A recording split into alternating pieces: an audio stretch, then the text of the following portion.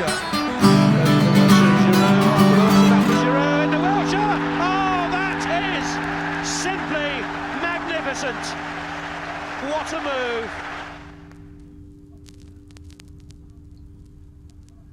Fala pessoal, sejam muito bem-vindos ao Not Soccer. Eu sou o Pente e hoje eu tô aqui para falar com vocês sobre o novo técnico do Tottenham, Thomas Frank. Esse vídeo era para ter sido rápido e a gente deveria ter liberado isso ontem, inclusive como uma reação à notícia que veio do Fabrício Romano. Eu, como sempre, me empolguei, pesquisei demais, demorei demais, estamos aqui 24 horas depois, mas eu espero que seja um bom vídeo, um vídeo informativo. Eu queria passar com vocês aqui sobre o que foi o trabalho do Thomas Frank na Premier League, especialmente, até aqui, as diferentes versões do Brentford, tanto de uma ótica individual quanto de uma ótica coletiva, porque eu acho que esse apontamento é excelente e porque isso não garante sucesso, na minha opinião. Antes de me aprofundar, eu queria pedir para você um like nesse vídeo, se inscreve no canal, compartilha esse vídeo com alguém, mas principalmente, se você puder e quiser, vira membro aqui com a gente. Todos os vídeos que saem para vocês são antecipadamente liberados para os membros.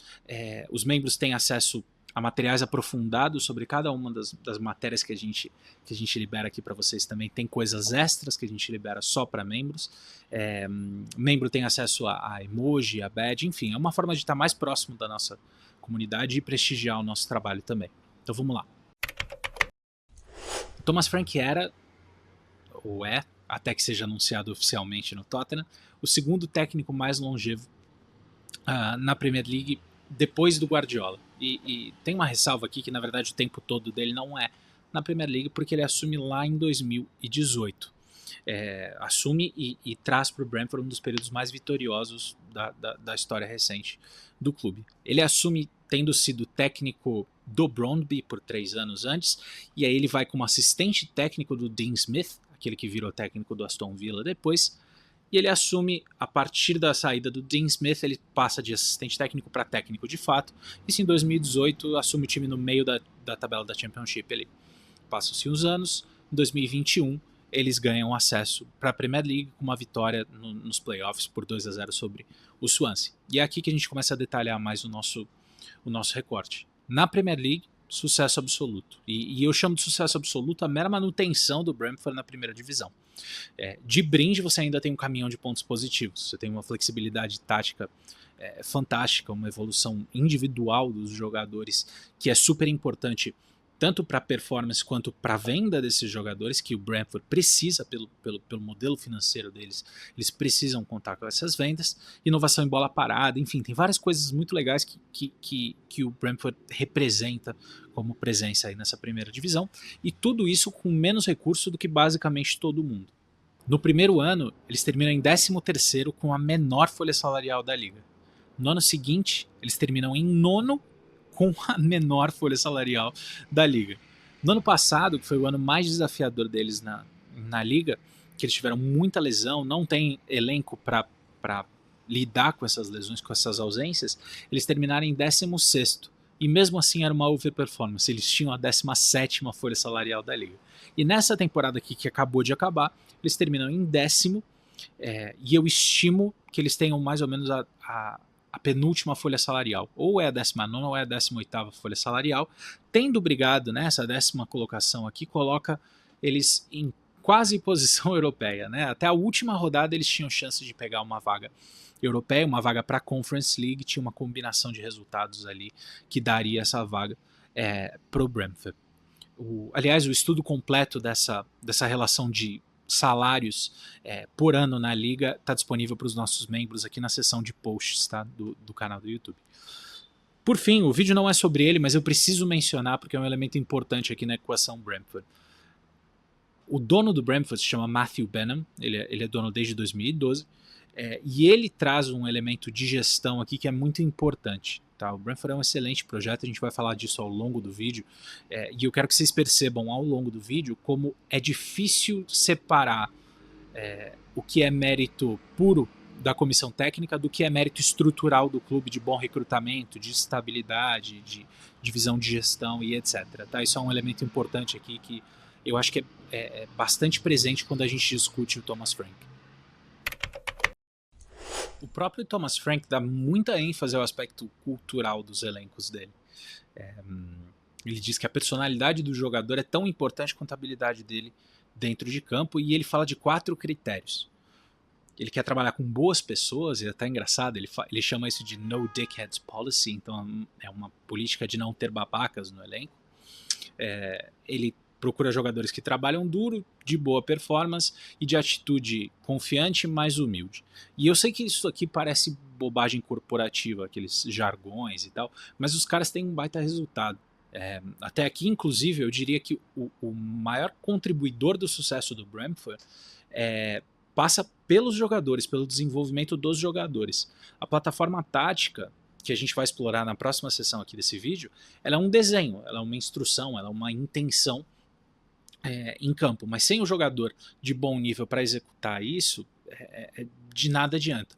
E eu acho que o Thomas Frank e o Brentford aqui como clube, eles mostraram muita capacidade nesse aspecto aqui, é uma das coisas que mais me anima quando a gente discute esse trabalho. Antes de ser técnico, o Thomas Frank era professor e entrou no futebol por categorias de base, vamos dizer assim. Ele se descreve como um desenvolvedor de talentos, acima de tudo, e tem uma entrevista que ele deu para Coach's Voice, eu vou ver se eu linko aqui em algum lugar no vídeo, que ele fala uma frase que sempre ficou comigo, que era: os nossos jogadores estão sempre melhorando. E essa frase ela é muito agressiva, né? Se você pensar no seu time, ou eu penso no meu time aqui no Manchester United, meus jogadores estão quase sempre piorando, salvo raras exceções. E você falar isso e ter algum fundo de verdade é muito impressionante. E tem no caso do Brentford. O arco mais comum que a gente tem aqui quando a gente discute Brentford e jogadores do Brentford, ao longo das nossas lives e tal, a gente faz todos os jogos e tal, você nota um jogador que já estava ali, ele está ganhando minutos, mas você demorou um pouquinho para perceber ele não é a estrela do time. Dali a uns meses a gente vem e fala, pô, joga bem, hein? E dali a uns meses vira, joga muito. E dali a uns meses vira, pô, tá bom demais pro Brentford. Alguns casos, né? Não são todos que explodem desse jeito. Eu tô sendo hiperbólico, mas assim, não tá distante de coisas que a gente já discutiu várias vezes ao longo da temporada, das temporadas passadas. Essa jornada não é incomum no trabalho do Thomas Frank, e isso é impressionante. Pegar um jogador que ele não chega necessariamente explodindo, porque ele não chega num nível de uma estrela, mas você coloca ele num ambiente de um time que já funciona, e ele cresce, vai subindo degraus até que ele de fato explode. Eu peguei uma amostra aqui, que não é exaustiva, mas é bem legal, ilustra um pouco do que eu estou falando. O Neal Maupay, que depois virou centroavante aí do Brighton e tal, acabou nem vingando tanto, mas no Brentford ele era super importante. Ele sai de uma temporada em 17 e 18 de 18 participações de gol, para a temporada seguinte ter 37. O Ollie Watkins, o que é do Aston Villa hoje em dia, ele veio de lá, ele era ponta quando o Maupay estava no time, depois ele assume o protagonismo de gols. Ele vai de 15 participações em gol para 21 para 28. O Ivan Toney, que esse não precisa de legenda, mais recente, ele assume a responsabilidade basicamente do Watkins. Ele sai na Premier League de 20 participações em gol para 26. E aí depois ele tem aquela temporada onde ele praticamente não joga por causa do processo das apostas. O Mbeumo, que é o exemplo mais recente, provavelmente é o que você está pensando, ele vem de ser um bom jogador consecutivamente, então 15, 17, 16 participações em gol, para 29 participações nessa última temporada. Explodiu e está prestes a se transferir. O Issa é outro que explode e até assume... ele vira o Mbeumo depois que o Mbeumo vira o Ivan Toney, né? Essa dinâmica na Premier League que o Ivan Toney era o protagonista e o Mbeumo era o suporte. Isso nessa nova versão aqui do Brentford, o Mbeumo é o protagonista e o Issa é o suporte. O Issa teve 11, 10, 16 e 25 participações em gol. Então assim, percebam como é consistente a trajetória ascendente nesse time aqui. Fora os jogadores que eu acho que é muito simplista a gente medir por participação em gols. Lá atrás, falando do Ben Rama, que depois foi pro West Ham e tal, o Damsgaard, que acabou de ter uma temporada super boa, o Norgard, Jensen, o Collins, que é um dos zagueiros mais legais obscuros, assim, vamos dizer, da liga, pouca gente fala, é muito bom. Raya, hoje goleiro do Arsenal, Flecking, também não preciso falar, acabou de ser transferido, acabou de ser vendido, Luis Potter, Shad, Caio D. Eu poderia falar assim mais uns 2 minutos de jogadores que estão consolidados ou não, mas jogadores que você vê essa linearidade de desenvolvimento. O retrospecto é muito especial nesse sentido, E me espanta, repito, a linearidade disso. Não é comum você ver tantos jogadores melhorando tão consistentemente. E isso aqui tem toda a cara de mérito do técnico, claro, com um elemento de recrutamento, mas é difícil não atribuir ao bom trabalho da comissão técnica. Para minha surpresa, o Thomas Frank se descreve em uma entrevista como um técnico que acredita em um estilo de jogo bem definido, e esse estilo é agressivo e com pressão alta. E eu falo de surpresa aqui não porque ele não mostrou essa capacidade, mas porque na Premier League ele mostrou bem mais do que ser esse tipo de técnico dogmático e inflexível, né? E ele fez isso de uma forma super impressionante. O Brentford, o primeiro Brentford, vamos dizer assim, ele alterna entre um desenho de linha de 5 e aí com diferentes configurações no meio, mas acho que um 5-3-2 talvez seja a configuração mais famosa ali daquela primeira versão do Brentford, e esse mesmo time se alternava num 4-3-3 nos anos iniciais ali da Premier League. A linha de 5 vinha com alas agressivos e tal, mas ela vinha nos jogos contra oponentes mais fortes, e aí ficou até famoso que ele associava isso aos oponentes de Big Six, o que faz todo sentido, porque dá uma forma natural do Brentford atacar, que é aquele negócio do ala sobrando contra uma linha de 4 homens defensivo, e mais interessantemente até do que isso, eles já mostravam, mesmo numa configuração defensiva, eles já mostravam algumas intenções sem bola que eram mais agressivas do que o normal. Eu vou colocar na tela aqui para vocês uma foto da primeira temporada do Brentford contra o Liverpool, em Anfield, e prestem atenção como eles estão numa postura de marcação individual numa situação de pressão alta do Liverpool, né? O Liverpool está saindo jogando, é um tiro de meta ali, e o Brentford se posiciona para marcar individualmente nessa circunstância aqui. Isso já mostra um pouco dessa intenção, dessa essência do Thomas Frank. Mas com flexibilidade, é isso que me interessa tanto, é isso que me impressiona tanto. Na temporada 24-25, que foi a que a gente acabou de ver aqui, a gente viu um Brentford repensado de várias formas. No desenho a gente viu um Brentford predominantemente num 4-2-3-1, o que para mim coincide com a ascensão do Damsgaard como o principal criador da equipe. Tá? Mas mais do que um desenho de jogo, porque isso aqui que eu falei para vocês é só disposição de jogadores e tem 1 milhão de formas de jogar em cada uma dessas disposições. Eu queria passar para vocês um pouco do que é a intenção coletiva desses times. Na primeira versão, o Brentford era um time conservador e encardido, e fazia questão de exacerbar esses traços nos jogos difíceis, como eu falei, nos grandes confrontos. Eles eram sólidos defensivamente, super físicos, especialistas em segunda bola, e um perigo em qualquer bola parada. Então, para referência aqui, só para a gente ter em mente, aquele time pequenininho, com a 20ª folha e tal, ele era o 8º time da liga que menos cedia chances. É uma marca impressionante assim, e tinha muito a ver com essa postura.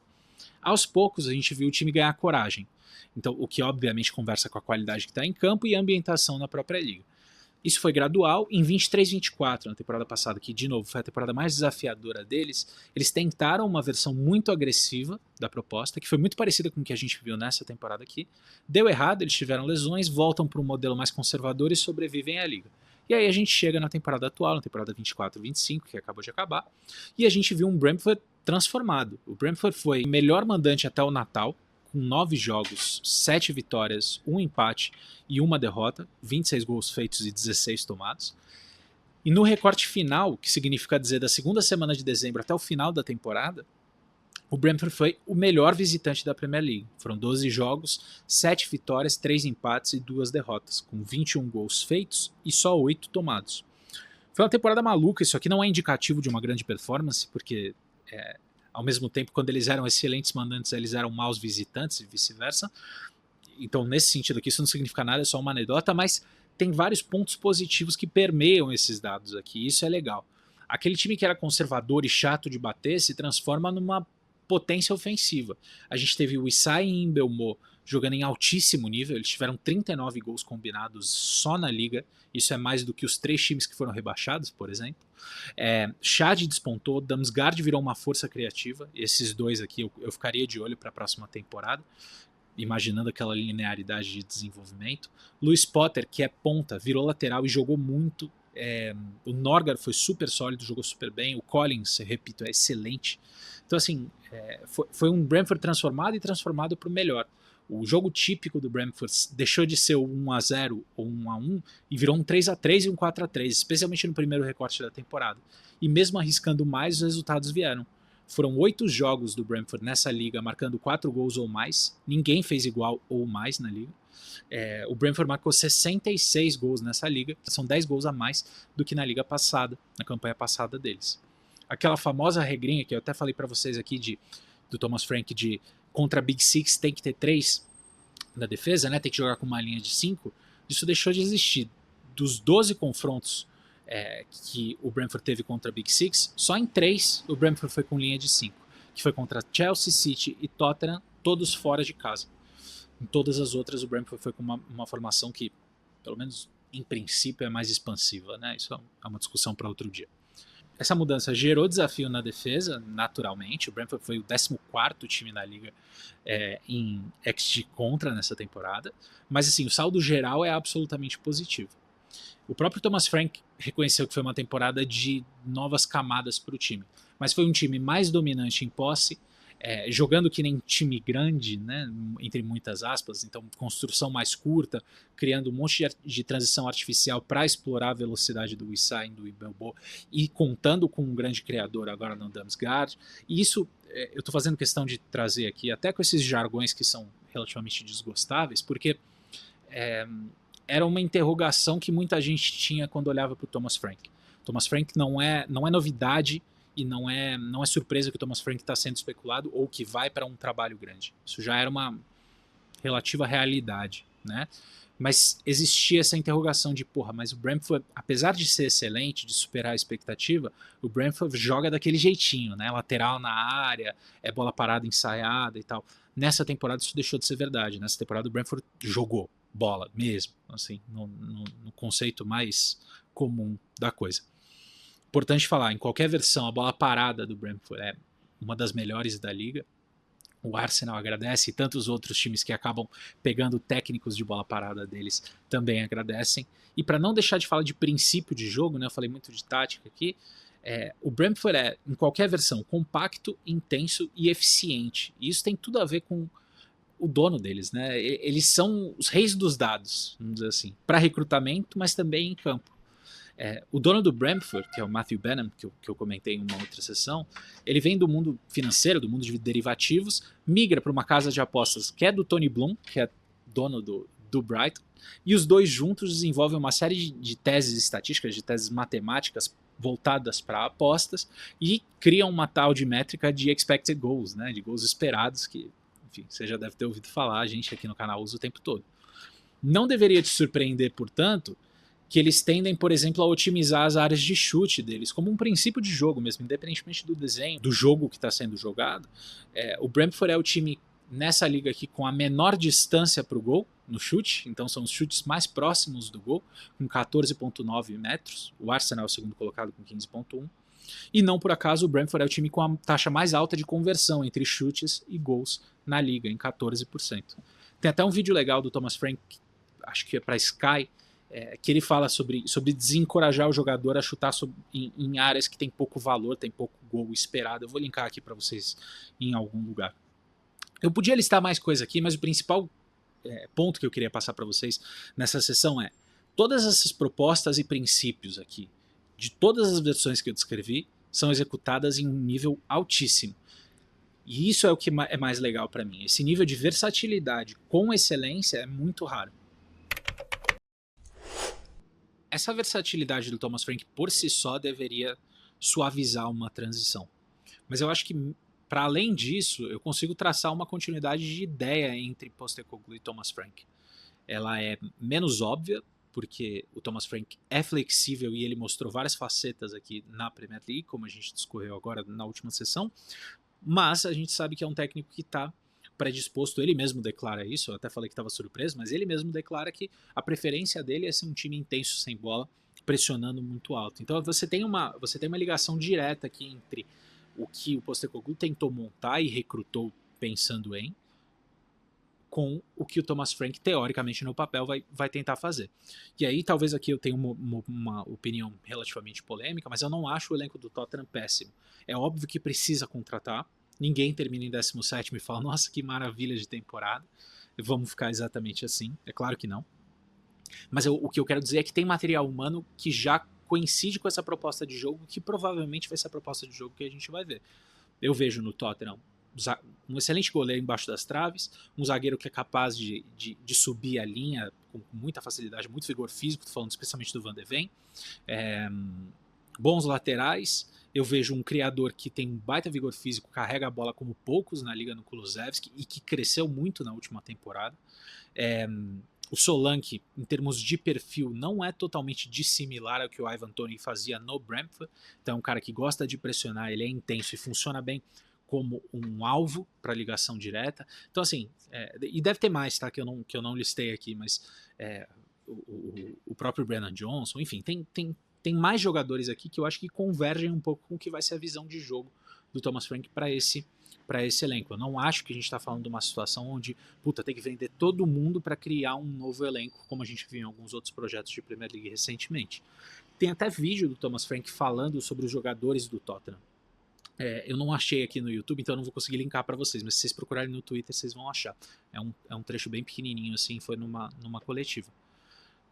Para além disso, né, do porquê que pode funcionar e porque eu acho que pode ser um bom encaixe, ou se não um ótimo encaixe, existe o argumento também de ele faz muito com pouco, né? Eu sou um pouco mais cauteloso nesse argumento aqui do que o simples encaixe que eu discorri para vocês aqui por alguns motivos, mas é impossível invalidar esse argumento. No Big Six, o Tottenham é um irmão caçula, entre aspas, de uma ótica financeira, né? O Tottenham tem a menor folha salarial e rivaliza em receita com o Chelsea. E aqui fica uma observação da discrepância de filosofia de gestão, né? O Chelsea contrata como se não tivesse amanhã e o Tottenham é bem mais cauteloso, bem mais conservador nisso. Se a gente aceitar que essa é a regra do jogo, portanto, que o Tottenham vai ser entre os 6 o mais modesto, eu tenho minhas dúvidas se isso precisa ser uma realidade, mas aí é uma conversa de quem é o dono e qual que é a predisposição, por exemplo, do Daniel Levy e acho que é Inek o nome, né?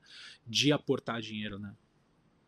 No Tottenham, mas se a gente aceitar que o Tottenham vai continuar sendo gerido da forma que é, nos patamares de investimento que é, o Thomas Frank é excelente. Faz todo sentido conceitualmente você apontar um cara que otimiza recurso quando você precisa ser mais do que a soma das suas partes em termos de investimento, né? E nesse sentido eu acho que o Thomas Frank talvez seja o melhor nome da liga para isso, o melhor otimizador de recursos. Dito isso, é impossível ignorar que a pedida é diferente. É uma coisa otimizar recursos num time que tem uma folha salarial super pequena, como o Brentford, e manter esse time na liga. E é outra coisa totalmente diferente você ter uma folha salarial que é grande, ela só não é a maior da Europa, com ambições diferentes. É a primeira vez, por exemplo, que o Thomas Frank vai jogar Champions League. Então tem uma adaptação e tem novidades imponderáveis aqui sobre a adaptação do Thomas Frank, mas no todo eu reitero o meu otimismo. Assim. Eu vejo um encaixe bom entre característica, recurso, elenco, eu gosto, assim. Repito, vou fazer uma última observação aqui que remete de novo ao Daniel Levy. Um bom amigo do canal nosso perguntou se ser perfeito pro Levy é ser perfeito pro Tottenham. Eu gosto da provocação, em outras palavras aqui, a gente não deveria querer ter um técnico que vai forçar a barra com o dono e forçar o dono a investir. Eu gosto da provocação, eu pessoalmente acredito mais numa estrutura harmoniosa, que o técnico é perfeito porque a estrutura de futebol tá disposta a dar, do que um técnico que vai gerar fricção e talvez em um ou outro ano ele puxe um pouco mais investimento, mas ele tem uma data de validade porque é muito difícil você ter um trabalho de muito longo prazo com fricção o tempo todo, né? Nesse sentido aqui, Daniel Levy não é ideal, mas se a gente aceitar ele como regra do jogo, gosto muito do Thomas Frank. Pegando um gancho da última sessão, existe uma opinião comum e válida para mim, que é que a maior interrogação sobre esse apontamento é justamente a mudança de nível, a mudança de exigência, a mudança de pressão em cima do Thomas Frank, enfrentando coisas que ele não enfrentou até aqui. Ele não tem experiência nesse patamar. Eu discordo. E não porque esse risco não existe, ele é inegável, esse risco ele tá lá de verdade. Mas eu vejo um risco mais presente e menos hipotético do que esse nesse casamento aqui. O Thomas Frank já admitiu em entrevista que vários outros técnicos, teriam sucesso à frente do Brentford por conta da infraestrutura do clube, do ambiente de gestão e da cultura que é implementada pelos diretores. E como eu falei no início do vídeo, separar o que é ele, Thomas Frank, e equipe técnica, do que é um dos melhores projetos da Inglaterra é muito desafiador. De longe, a minha maior margem de erro nesse vídeo aqui que eu trouxe para vocês vem daí. Vem da impossibilidade de separar, por exemplo, o que é bom recrutamento do que é bom desenvolvimento de jogador. O Mbeumo seria esse cara de qualquer jeito? Ou o Mbeumo é esse cara por causa do Thomas Frank? Normalmente a resposta está no meio, né? Então provavelmente o Brentford faz muito com pouco e o Thomas Frank é parte disso. O mérito é dividido. Agora, exatamente onde cai essa divisão é quase impossível falar sem ver o dia depois de amanhã, né? Sem a gente ver as partes divorciadas. E aqui eu preciso introduzir o outro lado da moeda, que é, olha a diferença de ambiente. O Brentford, como eu falei, é o projeto do futebol inglês, o Moneyball, a estabilidade, o recrutamento, um grupo bem montado, e vai continuar sendo, mesmo se cair nessa temporada, porque eles fizeram hora extra na primeira divisão. Esse é o ponto. O Tottenham vem de uma sequência frenética de mudança de técnico, novos apontamentos de diretoria, e os próprios apontamentos de diretoria são demitidos. A gente teve a saída do Chief Football Officer, teve uma série de saídas a nível de diretoria também, em recorte recente. Várias falhas em recrutamento, não no sentido de péssimas contratações, mas talvez no sentido de não mapear devidamente as prioridades do que precisava, por exemplo, o Postecoglou no último recorte de trabalho. Pouca convicção nos projetos, então mudando esses projetos e mudando o rumo disso com muita velocidade. Eu acho que é um erro grave a gente esquecer o papel que teve o Levy, e quando eu falo do Levy eu falo da camada de diretoria, camada decisória do clube, no ciclo recente, e só atribuir isso a o Postecoglou não foi bem. Verdade, o Postecoglou teve coisas que não funcionaram, que o Postecoglou tentou fazer, mas teve uma série de outras coisas nessa história que vem do clube, não só do técnico. Eu acho que, em outras palavras, se você vier do futuro, se você tiver lembrado, puta, aquele cara do Not Soccer falou que era mó bom apontamento, mas o Thomas Frank deu totalmente errado. E aí você vai vir aqui falar, haha, que cara burro. Eu acho que a maior chance de você estar vindo fazer isso aqui é porque a diretoria falhou com o Thomas Frank, e não o contrário. Para ilustrar, eu estava discutindo com um amigo a contratação do Mbeumo, que curiosamente sai do mesmo Brentford e provavelmente vai para o Manchester United. E eu falei, a minha fala foi, eu acho que se der errado é culpa do clube e não do jogador. Ele é excelente. E eu tenho uma sensação similar aqui falando do Thomas Frank. Não é impossível que dê errado por um demérito do Thomas Frank, mas eu tenho alguma certeza que ele é bom. Talvez eu tenha uma imprecisão no quão bom por causa daquela questão do ambiente que cerca ele. Eu não sei quão bom ele vai ser fora de uma estrutura de clube que é perfeita. Mas eu ficaria surpreso se esse fosse o grande fator contribuinte. Uma falha aqui provavelmente diz mais sobre o ambiente do clube do que sobre a contratação em si. Então, assim, para mim o apontamento é no mínimo bom, mas se a estrutura acima do técnico repetir os mesmos erros, entrar nos mesmos ciclos e deixar de suportar o projeto como um todo, muito provavelmente o mesmo resultado tende a acontecer. O técnico não opera de forma isolada num clube de futebol. Vamos esperar que isso mude, porque eu, pessoalmente, sou fã do Thomas Frank e eu acho que, para não terminar num tom negativo, eu acho que a gente está falando de um técnico. E nesse escopo de apontamento de técnico, a escolha é muito boa.